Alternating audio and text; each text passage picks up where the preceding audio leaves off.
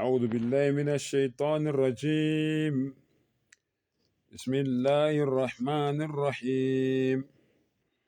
من قتل نفسا بغير نفس أو فساد في الأرض فكأنما قتل الناس جميعا. Ngicela u-Allah angivikele kusathane ongathandwa. Egameni lika Allah onomusa onesihawu. Yazi bafowethu, sekunzima nokuthi ngithi South Africans noma ngithi ma-Afrika mahle. Sekuthi ngithi bantu basemzansi. Ngoba leli lokuthi ngifaka u-Afrika liyangihlula. Ngoba nina abantu basemzansi senibonisile ukuthi i-Afrika niyifuni. Kodwa nizithanda nina nodwa. Kukangaki sinitshela ukuthi njengoba kuchitheka igazi kanje emzansi amabhunu ayajabula. Kodwa nifuna ukulalela, niyaqhubeka niyalichitha. Lalela-ke ngivule iverse iverse bani? Iverse 32. Verse 32. Yeah, verse 32, Surah Al-Ma'idah, Surah chapter number 5 of the Holy Quran. Allah says, Man qatala nafsan bighayri nafsin. Umuntu obulala noma okhipha umphefumulo kungasi ukuthi lowo muntu loyo naye obulawayo naye ubulele.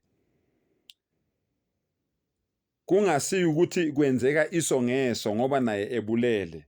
Lo muntu loyo obulala umuntu ongenacala. Aw fasadin fil ardi, noma lowo muntu loyo ukhose i-corruption, noma lowo muntu loyo akenzi ubulungiswa emhlabeni.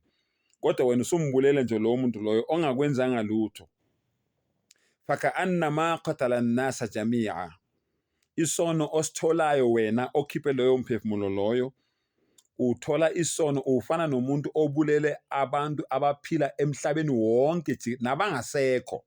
Hayi abaphilayo kuphela, nabantu abangasekho wena uthola isono sokuthi labo bantu abangasekho bonke babulawa uwe.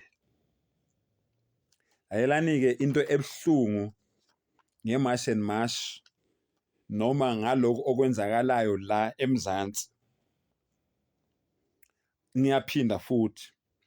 Asali ukuthi bakhona abantu abangene ngokungemthetho la kulelizwe lakithi. Kodwa ukubabulala akuxazululi inkinga esibhekene nazo. Ukubashaya akuxazululi inkinga esibhekene nazo. Ukubakhipha ezibhedlela besikwa bepregnant besikwa bazalele ngaphandle kufe izingane bafe nabo akuxazululi inkinga esibhekene nazo. Okunokuthi ukuxazulula inkinga ku-add more inkinga esibhekene nazo. Ukubakhipha ezibhedlela begula, ukubakhipha ezindlini zabo, ukubavalisa izitoro zabo, take over izitoro zabo akuxazululi inkinga esibhekene nazo. Alelani-ke bantu bakithi basemzansi. Iqiniso sizolikhuluma libaba siyoze songena phansi emgodini. Sekwenzekile konke. Nasho ukuthi abahambe nabashaya nababulala nabakhiphela ngaphandle balala emakhazeni batetela ngaphandle zafa izingane nakhipha izingane ezikolweni. Kodwa iqiniso lila. Uyabona izintuthwane mangabe zidla isidumbu. Zithi mangabe seziqedile ukudla isidumbu bese idlana zodwa. Kwenzeka leyo ke manje emzansi uma ngabe niyabona le intuthwane lezi akade zidla isidumbu seyidlana zodwa manje. Nayo ke into ebuhlungu ukuthi wena ubaxoshile wathi abahambe. Bahambile lapha bakhona bayaphila. Wena mawusufile njoba seniqalile ndlana nodwa. Wena mawusufile kukhala umkakho, kukhala indoda yakho, kukhala umndeni, kukhala izihlobo, kukhala abangani, kukhala abantu ade usebenza nabo abakade bekuthanda, kukhala abantu emphakathini, kukhala abantu endaweni yakini. Labantu laba abakufake ngekhanda bathi wena iya kuMash and Mash, mawusufile bona bathi Nxese, xolani bantu bomndeni, kuzodlula, akwehlanga ungehli, kodwa wena ufile ngaleso sikhathi. Labo baxoshile wathi abahambe bayaphila lapha bakhona, kodwa wena mangabe sowufile uhambe ungohamba, awuphinde ubonakale.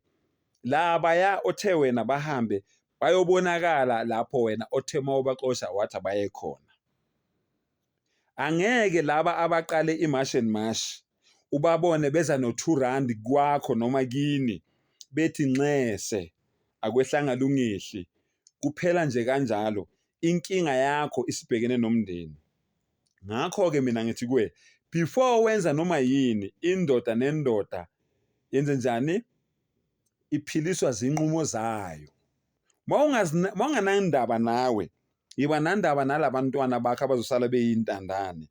Yiba nendaba nalabazali bakho abazosala bekhala, nalabantwana bakini abazosala bekhala, umndeni wakho, izihlobo zakho, abangani bakho, ama-colleagues wakho emsebenzini, abantu abakuthandayo. Mawunganandaba wena neyakho impilo. Qalileke manje izintuthwane sezisidlile manje, isidumbu siphelile, seyidlana zodwa. Ungizwile ungetshe. Ngiyabonga.